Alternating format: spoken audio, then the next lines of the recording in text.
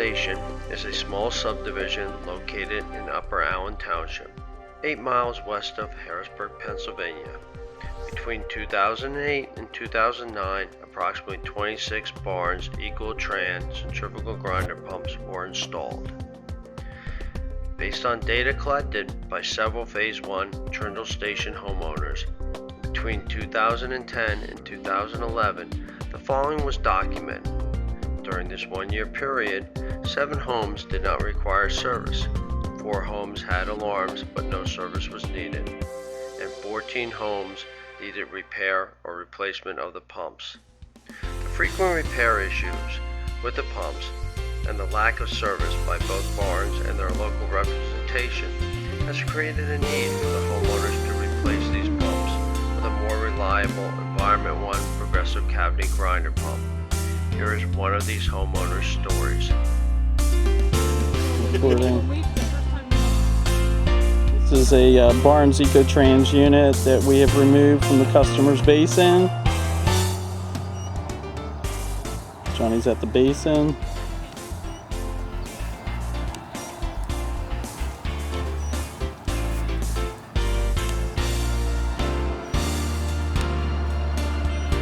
Down inside the basin where the valve shut-off assembly is at. Now we're going to be removing the pod assembly so we can adapt the new E1 pump. Completely open and access to the discharge assembly.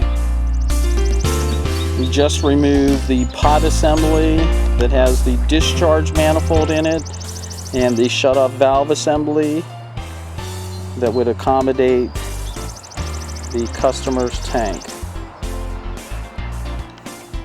This is the modified E1 pump with the adapter plate and check valve assembly to accommodate into the Barnes Ecotrans pump.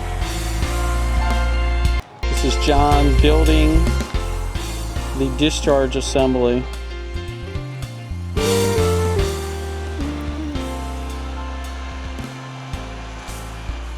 This is the adapter that goes into the receiver for the discharge with the flexible hose, piping, and shut-off valve assembly. We now have the shut-off valve assembly retainer plate installed into the basin. Plate is held in with 2 bolts that were existing on the pod assembly. As you can see, the plate is 1/4 of the basin opening so we can accommodate the pump. This is the new E1 pump that has been adapted and installed into the Barnes Ecotran basin. So their panel that they have on the wall.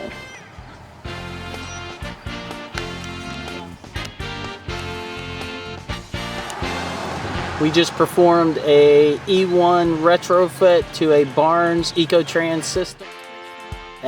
Crane Barnes Ecotran pump to E1 grinder pump. The switch was because the Barnes failed a lot and I did not get service, and site specific, and the E1 will now cover the service, parts and labor. That's basically it. I'm pleased to switch to an E1. Now, have you had many problems with your Barnes pump before this, Carol? Yes, we moved in. Today is June 7th, 2011. We moved in July 26, 2008. I've had about 7 failures. The first failure was within 9 months of living here, and it was because a defective ESPS 150E switch. I've gone through 2 switches. I actually have a spare switch and a spare brand new grinder pump, Crane pumps grinder pump in my basement, but I chose to go to an E1 grinder pump because I do not feel that Crane was backing their product, even though they provided me with a free spare. I needed more than just a spare. I needed peace of mind with service, and that's about it. And how do you feel that the installation of your E1 retrofit went today? Oh, very well. Very smooth. I was very relaxed and was glad to hear it running, and a piece of cake. Okay.